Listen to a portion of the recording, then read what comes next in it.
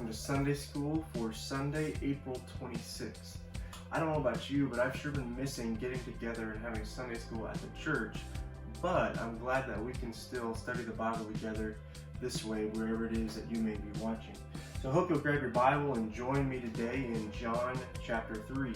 Specifically, we're going to be in John chapter 3, verses 25 through 30. John 3, 25 through 30. You know, our lessons over the past several weeks, they've fallen under the heading of Jesus the Messiah. And we talked about Jesus' birth, Jesus' childhood, and the beginning, the very early stages of Jesus' ministry.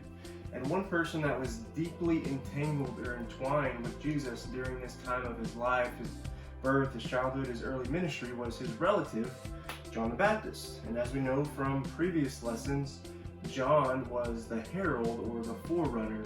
He was the one who went before Jesus to tell people about and to point people to Jesus. And so today we're going to see what happens when the time comes for John to step out of the way and Jesus to come in and take center stage.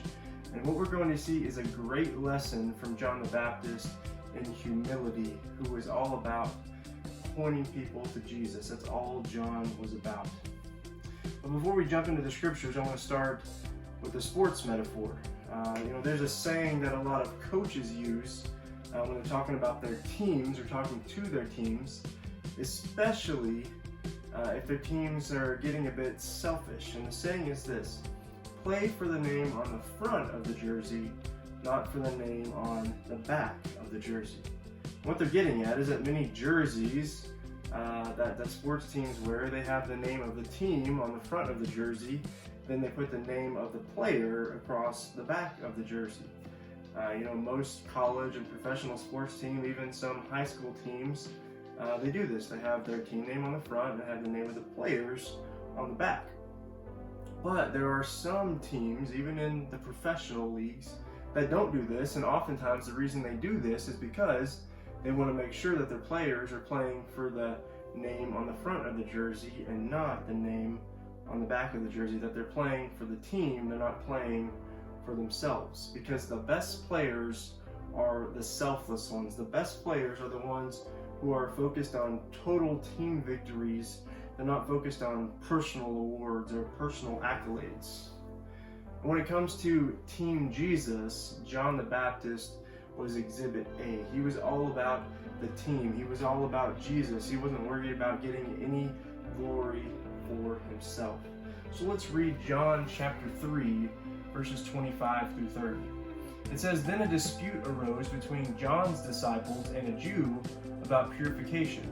So they came to John and told him, 'Rabbi, the one you testified about and who was with you across the Jordan is baptizing, and everyone is flocking to him.' And John responded, 'No one can receive a single thing unless it's given to him from heaven. You yourselves can testify that I said, I am not the Messiah, but I've been sent ahead of him. He who has the bride is the groom, but the groom's friend who stands by and listens for him rejoices greatly at the groom's voice. So this joy of mine is complete. He must increase, but I must decrease.'"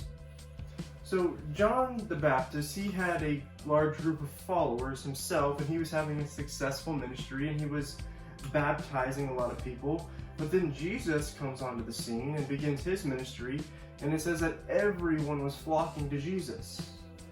And so this bothers John's disciples, so they go to John and they say, "Hey, everyone that was following us, they're leaving us and they're going to this other guy that you testified about, this Jesus guy." And John's response in verses 27 through 30 shows his great humility. He starts by saying, "No one can receive a single thing unless it's given to him from heaven." So what he's saying is that, look, everything comes from God. He's telling his disciples, all those followers we had, all the success we had, it wasn't because of us, guys. It was all because of God. Everything that comes to us is given to us from heaven. It comes from God.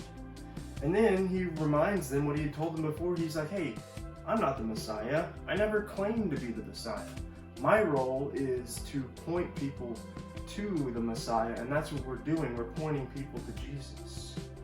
I used a sports metaphor earlier, and in verse 29, John uses a wedding metaphor. He says that Jesus is the groom and that he is the groom's friend, or the best man.